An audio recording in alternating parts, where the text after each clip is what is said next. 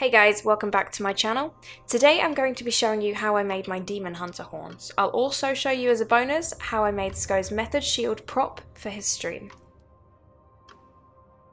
To begin, we are making our base out of tinfoil. This is the easiest material to use as it is inexpensive and everybody has it in their house. If you mess up, it's very quick and easy to make another horn. Alternatively, you could use wire and build on that with tinfoil to get a firmer shape.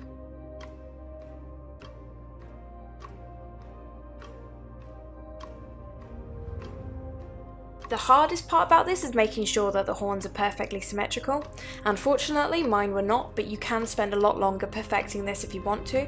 As long as they are the same general shape, you're fine, and I think unless you're casting a mold, this will always be the challenge.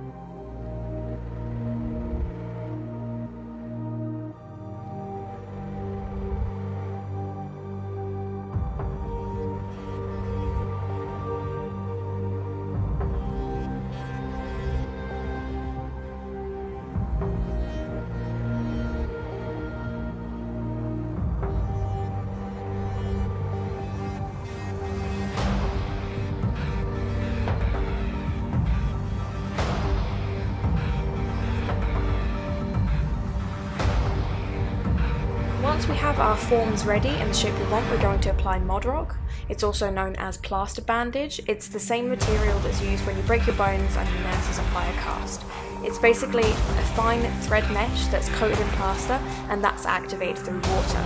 To make it set even better, we've added a small amount of PVA glue to the water mixture. We soak individual cuts of the bandage in the water and PVA and layer them over the tinfoil form. Make sure that you brush out all of the air pockets with your fingers and really push the plaster throughout the horns. The better worked in the plaster, the firmer the hold. I also built the shape a little using the Mod Rock in order to get a more symmetrical horn shape. Try and get the form to be as smooth as possible, as you can't sand it down. This exposes the threads and the mouth.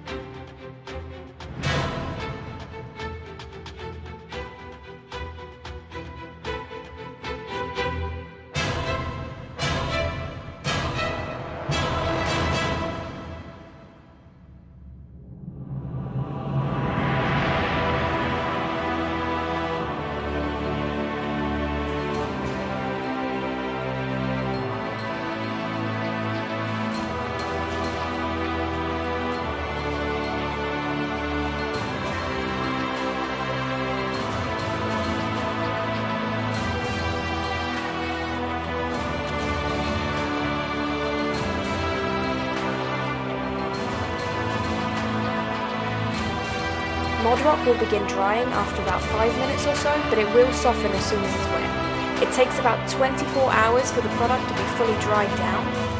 After it was completely dry, I applied a layer of undiluted PVA glue to the horns and dried them fully with a heat gun.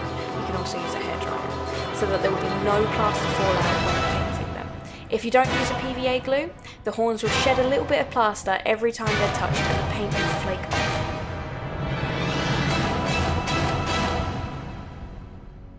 Okay, so now bonus. I've already cut the shield shape out of several layers of cardboard and I'm going to tape them together to get some thickness to the shield. Using more card, I've traced the shield and cut out the trim with a craft knife so that we can raise the edges of the shield. I've also used a circular Tupperware to draw a method logo and then cut that out with a craft knife and stuck those both down on the cardboard shield using double-sided tape. I'm going to be using the same Modrock technique on the shield, but try not to soak the cardboard too much as it will soften and damage the shield. I'm using this material as I don't own any craft foam or warbler, but if you want a much more smoother finish, you're better off making the shield with a different material. This prop is going to be only used on camera, so it doesn't need to be perfect. Make sure that you add PVA glue to the fully dried product to smooth out some of the rough areas and fill in the air pockets. And of course, make sure you subscribe to my channel to see how I paint both of these props on my live stream. Thank you very much for watching this tutorial thing, guys, and I'll see you in the next one. Bye!